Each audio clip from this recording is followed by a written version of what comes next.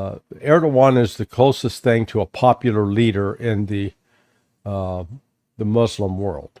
So he's Turkish, not Arab. Within the Arab countries, if we're talking Jordan, Iraq, well, let's put Iraq to the side. Jordan, Saudi Arabia, Kuwait, Oman, United Arab Emirates. Those are, let's call them rigid elite states. You know, a small group of people, not sheikhs, not democratically elected, maybe through tribal history or whatever, are in control. So they don't even reflect the will, quote, the will of the people. In fact, I think you could make a good case that in most of these countries, they routinely ignore what the majority of the people would like to do. So the same applies to Egypt.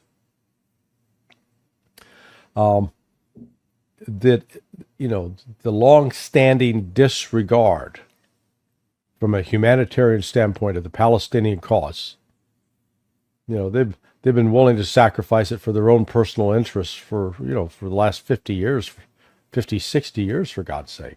So I don't see that changing anytime soon. It is possible, though, that if Erdogan, let's assume that Erdogan succeeds in quashing the Kurds, puts that to bed. That will end that'll, I think, be welcomed by Iran as well. Nobody have to worry about the Kurdish problem anymore. Now, I don't think that'll happen, but let's just, assume that could. And that Erdogan ends up consolidating control over the Alawites and the Druze, as well as the various Sunni clans that are running around, which includes the criminal organizations that are still thriving and active with narcotics trafficking, arms trafficking, human trafficking. He gets control of that.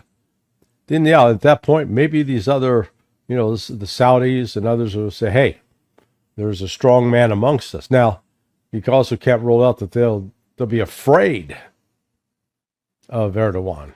Yeah, this guy's getting too powerful. We gotta watch him. He could threaten us. But from the standpoint of Israel, they're not going to be secure.